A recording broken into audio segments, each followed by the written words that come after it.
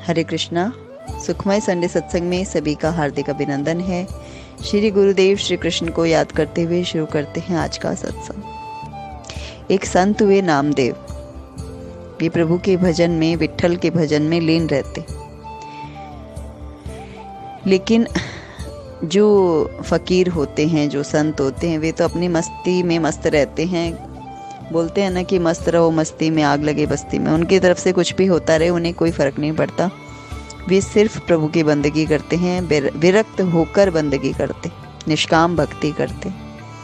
ऐसे ही एक संत हुए संत नामदेव। वे कपड़े का थान बुनने का कार्य करते थे, पर धुन चढ़ी तो थान बनाते रहे, धुन नहीं चढ़ी तो थान नहीं बनाया। भजन करने बैठ गए तो सब कुछ रह गया। तो यूं ही सत्संग सत्कर्म करते हुए, भजन करते हुए उनका जीवन चल रहा था। एक बार घर में खाने को कुछ नहीं था, तो उनकी पत्नी ने उनसे कहा कि 2 थान बुने हुए इनको ले जाओ और बाजार में जाकर बेच आओ। घर में कुछ भी नहीं, आटा, नमक, दाल, चावल, गुड़, शक्कर सब खत्म हो गया। आते वक्त थोड़ा राशन ही ले आना। नामदेव जी ने कहा, दिखता हूँ जैसे विट्ठल की कृपा, कोई अच्छा मूल्य मिलेगा तो मैं ज़रूर ही घर में धन धान्य लेकर आ जाऊँगा। पत्नी बोली, संत जी, अगर कीमत ना भी मिले तो भी बुने हुए थान को बेचकर कुछ तो ज़रूर लेकर आना। बड़े बूढ़े बर्दाश्त कर लेते हैं भूख को, लेकिन बच्चे बिल्कुल बर्दाश्त नहीं कर पाते। उनके लिए आपको तो अवश्य ही राशन लाना पड़ेगा। भक्त नामदेव ने कहा कि जैसी विट्ठल की इच्छा।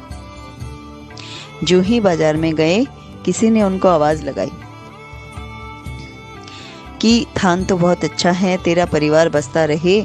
ये फकीर ठंड से कांप रहा है, दया के घर में आ और रब के नाम पर 2 चादर इस फकीर की झोली में डाल दे।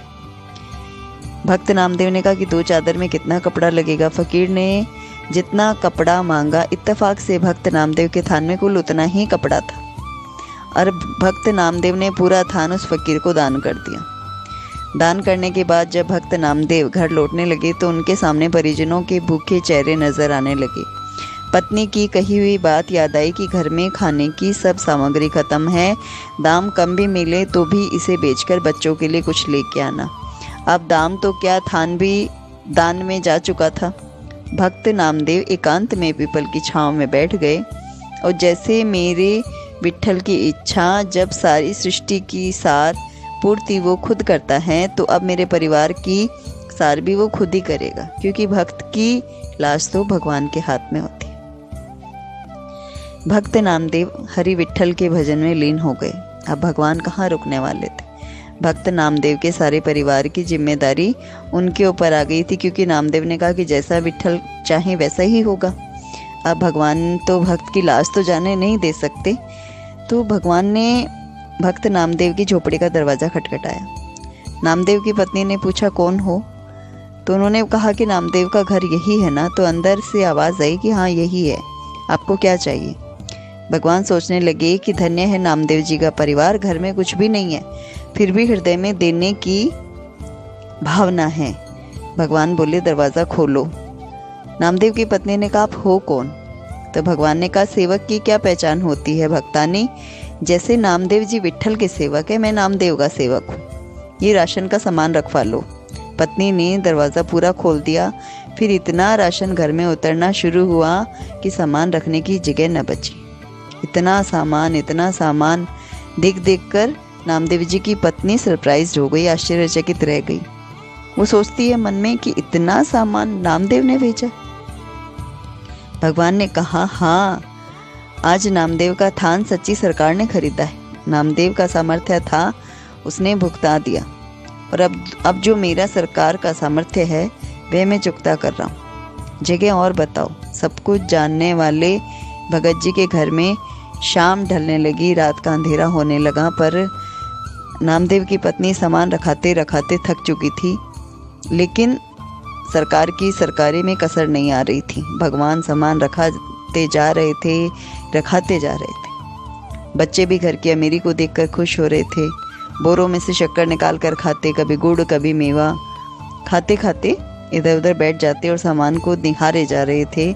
उनका बाल मन तृप्त नहीं हो रहा था। भक्त नामदेव घर नहीं आए थे, सामान का आना अभी भी जारी था। आखिर पत्नी ने हाथ जोड़कर कहा कि सेवक जी अब बाकी का सामान संत जी के आने के बाद लाना, हम उन्हें ढूंढने जाते हैं, जब तक वे घर ना आए आप कुछ मत रखना।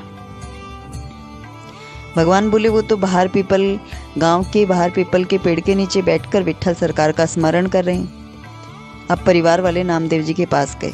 परिवार वालों को देखकर नामदेव जी सोचने लगे, जरूर ये भूख से बेहाल होकर मुझे ढूंढते हुए आए हैं, अभी मुझ पर क्रोधित होंगे। पर संत नामदेव कुछ कहते इससे पहले पत्नी बोली कि कुछ पैसे बचा लेने थे, अगर थान अच्छे भाव में बिक गया था तो सारा सामान आज ही खरीद कर घर में भेजना जरूरी था क्या? भक्त नामदेव कुछ पल के लिए सरप्राइज्ड हुए, विस्मित हुए। फिर बच्चों के खिले हुए चेहरे देखकर उन्हें एहसास हुआ कि जरूर मेरे प्रभु ने कुछ किया। पत्नी ने कहा, सच्ची सरकार को आपने थान बेचा तो वो सामान घर में भेजने से रुकता ही नहीं। पता नहीं कितने वर्षों का राशन दे गए, उनसे मिन्नत करके सामान भेजना रुकवाया और उनसे मैंने कहा कि अब संत नामदेव आए तभी सामान लेके आना।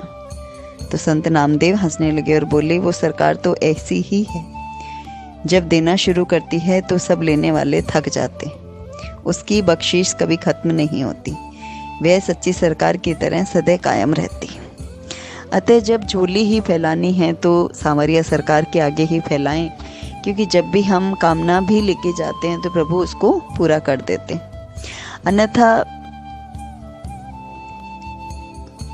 लोग तो जब हम मनुष्य के पास सहायता के लिए जाते हैं या हम अपनी किसी गरज से किसी मनुष्य से बात करते हैं तो कभी भी हमारी स्वार्थ सिद्धि होती नहीं, क्योंकि ज़रूरत का साथी कोई नहीं होता, हारे का साथी कोई नहीं होता।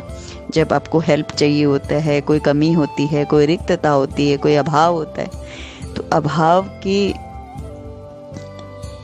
अभाव को दूर करना सिर्फ सरकार के हाथ में है, सांवरिया सेठ के हाथ में है, खाटू नरेश के हाथ में है, भगवान कृष्ण के हाथ में। जो भी हमारे इष्ट हैं, जो भी रूप नाम हमें प्रिय है, उन्हीं सरकार यानी कि ईश्वर के ही हाथ है। क्योंकि संत और सत्संग हमेशा हमारा मार्गदर्शन करते हैं कि काना मेरी लाज अनमोल है, तेरे सिवा कौन इसे रखेगा शाम। तो भक्त की लाज तो हमेशा भगवान ही रखते हैं, हारे का साथी शाम होता है। इसीलिए जब भी कभी अभाव लगे, कोई रिक्तता लगे, किसी भी तरह की कमी लगे, तो हमेशा प्रभु का नाम स्मरण ही हमारी सहायता के लिए हमेशा हमारे साथ मौजूद होते हैं।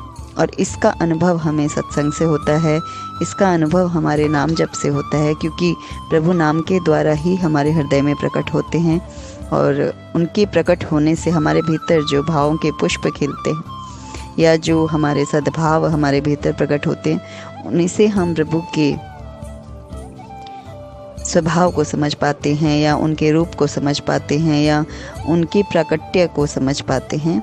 इसलिए सदैव सतत नाम जप करते रहिए, सत्संग करते रहिए, जपते रहिए, जपाते रहिए। हरे कृष्ण कृष्ण कृष्ण हरे हरे, हरे राम राम राम हरे हरे। जय श्री कृष्ण।